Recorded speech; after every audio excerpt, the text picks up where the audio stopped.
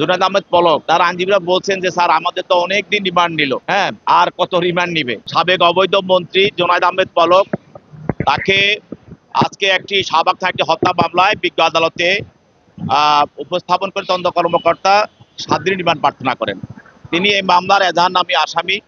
এই মামলার এজাহারে তার বিষয়টা স্পষ্টভাবে উল্লেখ করা থাকার কারণে এবং ঘটনার সঙ্গে তার জড়িত থাকার কারণে তদন্তকারী কর্মকর্তা আজকে তাকে আরো অধিকতর জিজ্ঞাসাবাদ করার জন্য 7 দিন রিমান্ড প্রার্থনা করেন। মাননীয় আদালত তার পক্ষে আইনজীবী ছিল, আইনজীবীরা রিমান্ড বাতিল জামিনে প্রার্থনা করেন।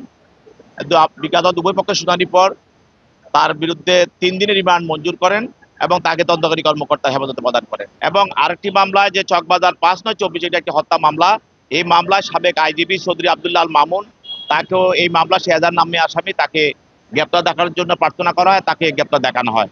এছাড়াও আপনি আজকে পল্টন থানায় একটি হত্যা মামলায় ফ্যাসিস্টের সাবেক সহযোগী এবং সচিব শাহ কামাল তাকে একটি হত্যা মামলায় আজকে 7 দিন রিমান্ড প্রার্থনা করা হয়।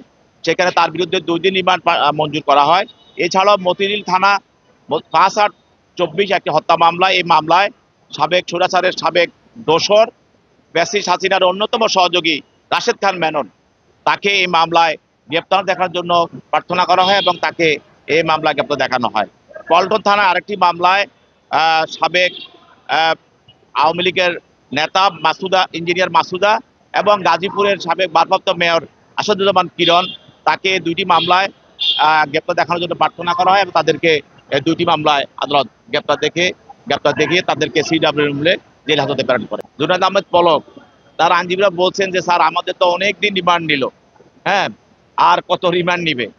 আমরা বলছি যে দেখেন 1581 জন লোক আন্দোলনকারী ছাত্র জনতা নির্মমভাবে গুলিতে নিহত হয়েছে তাদের, এবং এখানে তারা ক্রিমিনাল কনস্পিরেসিতে যারা জড়িত তাদেরকে হত্যা মামলাগুলি সকল হত্যা মামলায় তারা জড়িত এবং তাদেরকে হত্যা মামলাকে আনা হবে।